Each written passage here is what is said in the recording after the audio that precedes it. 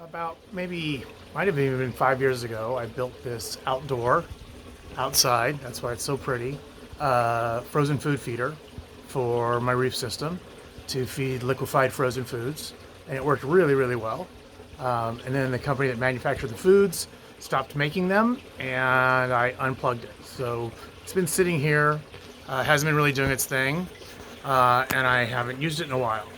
And a friend of mine recently set up a almost 300-gallon Seahorse tank and wanted a live food feeder, or not live food, fresh food feeder. So he asked me to build him one. So this is the control panel for the newest version of our frozen, or actually this is refrigerated. That one was, my original one was frozen. This one does refrigerated foods. So it can do mysis, all the different great reef nutrition foods out there. This is the control panel for it. So it does 4 different foods. You can control, there are 4 different power cords. So each one can have its own timer to use whatever controller you like.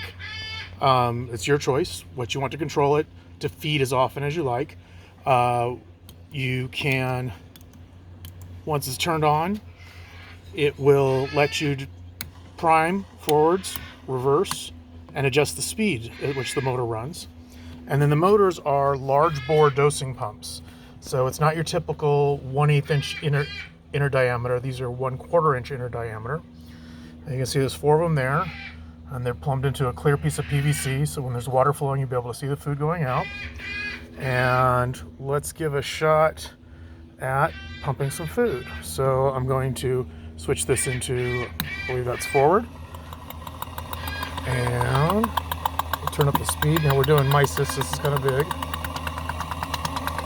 Here it comes. Come on. It's gonna make me look bad.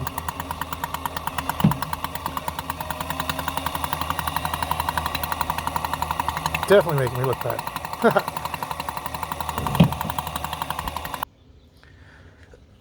So you do have to be careful. This is just our test to make the video and to show Dan Feig exactly how cool his new fridge works.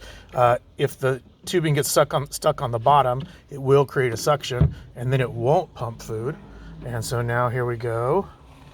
And as you can see, whoops, get the cup right there. Immediately starts pumping food out. I can set the rate I want. I can stop it. I can back feed it to clear the line. Pretty cool, and I can do that independently with all 4 pumps.